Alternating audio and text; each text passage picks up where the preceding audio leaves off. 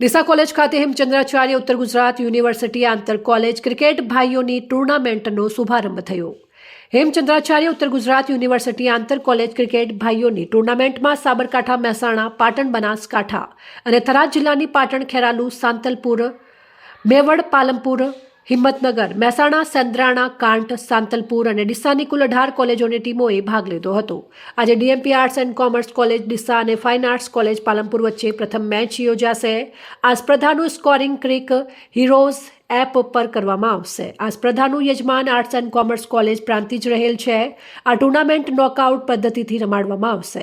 આ ટુર્નામેન્ટમાં હેમચંદ્રાચાર્ય ઉત્તર ગુજરાત યુનિવર્સિટીના કુલપતિ ડોક્ટર કેસી પોરિયા, રજિસ્ટ્રાર ડોક્ટર રોહિતભાઈ દેસાઈ, શારીરિક શિક્ષણ નિયામક ડોક્ટર ચિરાગભાઈ પટેલ, ડીસા કોલેજના પ્રિન્સિપાલ ડોક્ટર આરતીબેન પટેલ, ટીસીડી કોચ વિપુલભાઈ આલ, ડોક્ટર મેહુલભાઈ પટેલ, શારીરિક શિક્ષણના અધ્યક્ષ પ્રોફેસર ડોક્ટર આર.ડી. ચૌધરીએ ખેલાડીઓને ટુર્નામેન્ટની શુભકામનાઓ પાઠવી હતી।